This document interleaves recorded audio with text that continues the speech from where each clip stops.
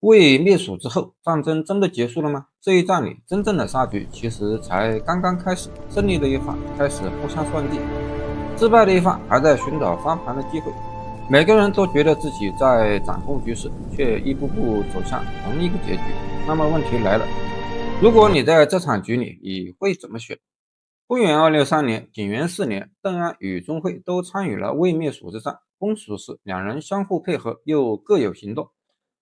钟会计划经剑阁进军，邓艾却选择走阴平。姜维被钟会东面的攻势惊动，将阴平的军队全部调去阻拦钟会。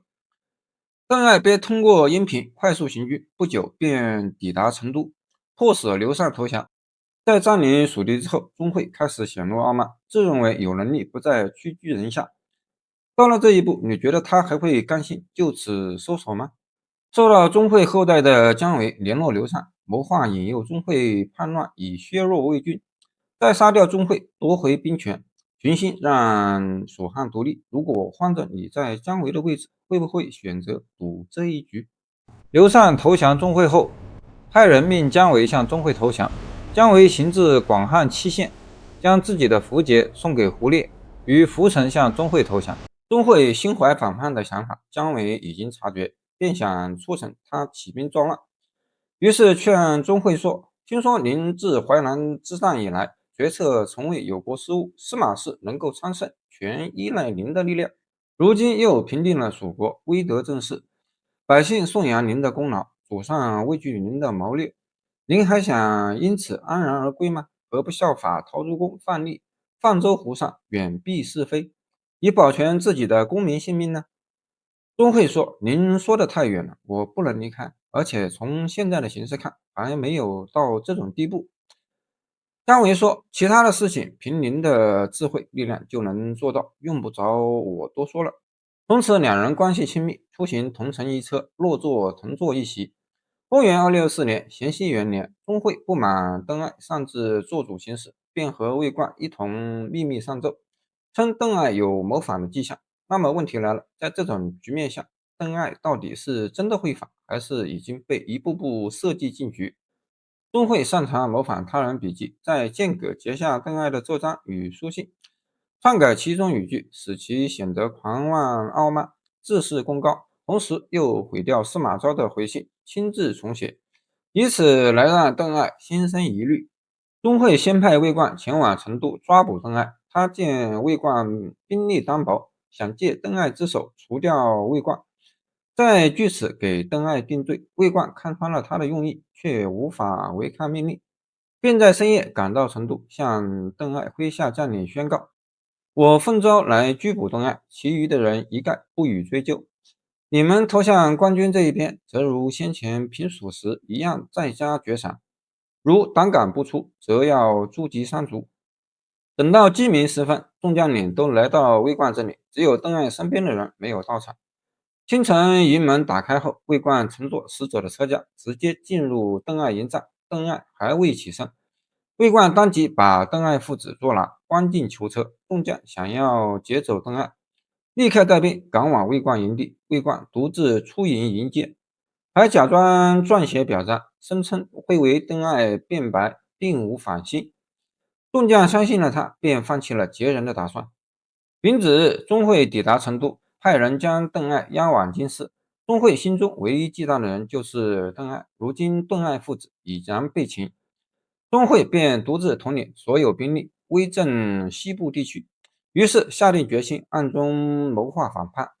钟会计划让姜维率领5万人马乘斜谷出兵，担任前锋，自己则统领大军，跟随在他身后。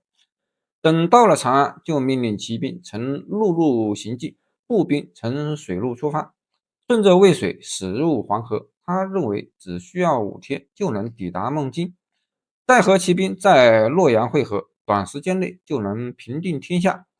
正逢此时，钟会收到了司马昭的书信，信中说，恐怕邓艾不甘心接受惩处，现已派遣中护军贾充率领步骑兵1万人直接进斜谷，驻扎在乐城，我亲自率10万人驻扎在长安，近日即可相见。钟会看完书信后大惊失色，立刻叫来亲信之人，对他们说：如果只取邓艾，相国知道我能独自办理，如今带来重兵，必定察觉到我有变异。我们应当迅速发难，事情成功了就可得天下，不成功就可以退保蜀汉，仍可做个刘备一样的人。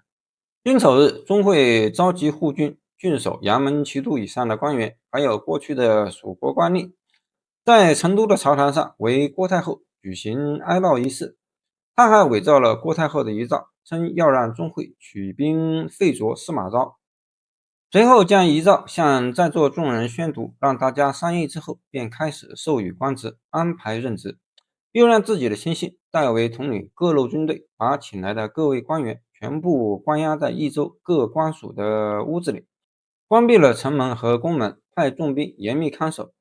魏冠假装病重，请求外出居住在官舍里。钟会信以为真，对他也就不再有任何防备。姜维打算让钟会把从北方来的将领们全部杀掉，自己再趁机除掉钟会，将魏国的士兵全部活埋，重新拥立刘禅为帝。他给刘禅写了一封密信，信中说希望陛下再忍受受辱之辱，我要让国家危而复安，日月忧而复明。钟会虽然有意听从姜维的建议诛杀众将，心里却还是拿不定主意。钟会的帐下都邱建原本是胡烈的部下，钟会对他十分赏识信任。邱建不忍心看胡烈独自被囚禁，便向钟会请求，允许胡烈派一名亲兵外出领取饮食，其他衙门将也都照此例各留一人侍奉。胡烈趁机欺骗亲兵，让他把消息传给儿子胡渊说，邱建秘密地吐露消息，说钟会已经挖了大坑，做了数千根白色大棒，想叫外面的兵士全部进来，每人赐一白帽，受散将之职，依次击杀诸将，埋入坑中。各衙门将的亲兵也都传出同样的话，一夜之间，消息辗转传开，所有人都知道了。事情到了这里，如果你是城外的士兵，听到这样的传闻，你会先动手，还是继续观望？乙某日中午，胡渊率领附近部下的士兵擂鼓冲出，各军也不约而同地呐喊着一同出动，甚至没有人指挥，就争先恐后地冲向城内。当时钟会正给姜维分发铠甲兵器，有人报告说外面喧闹不止，像是失火一般。过了片刻，又有士兵报告有军队朝城内冲来。钟会大惊，问姜维说：“兵来似乎是想作乱，应当怎么办？”姜维说：“只能攻击他们。”钟会派兵去杀被关押的衙门将、郡守，里面的人纷纷拿起戟案顶住门，士兵们砍门却无法攻破。不一会儿，城外的人搭梯子登上城墙，有人焚烧城内房屋，士兵如潮水般引入，箭如雨下，被关押的官员们也破门而出，与部下会合。姜维带着钟会身边的人奋力拼杀，亲手斩杀5、6人，最终众人杀死姜维，又一拥而上，杀了钟会。钟会一方有数百名将士战死，乱兵又杀害了蜀汉太子刘轩和姜维的妻儿，并在城中大肆抢掠，城内死伤惨重，一片混乱。魏冠部署众将平息动乱，过了数天才将局势稳定下来。邓艾本营的将士追上囚车，把邓艾救出来并迎接回来。魏冠认为自己与钟会共同陷害邓艾，恐怕他回来会有叛乱，就派遣护军田旭等人领兵去袭击邓艾。在绵竹西边遇上，于是杀了邓艾父子。当初邓艾进入江油时，田旭不往前进，邓艾想杀了他，后来又放了他。魏冠派遣田旭时，对他说：“你可以为江油受的耻辱报仇了。”邓艾其余的儿子在洛阳则被诛杀，又把他的妻子及孙子迁到西城县。钟会的兄长钟毓曾秘密地对司马昭说：“钟会爱玩弄权术，不可过于信任。”及钟会反叛，钟毓已经去世。司马昭思念钟毓的功勋与仁贤，特别宽宥了钟毓之子钟俊、钟昌，官爵如故。灭一国容易，稳一局却难。真正决定结局的，从来不只是兵力和计谋，而是人心与权力的边界。你觉得这场局里，谁才是第一个走错棋的人？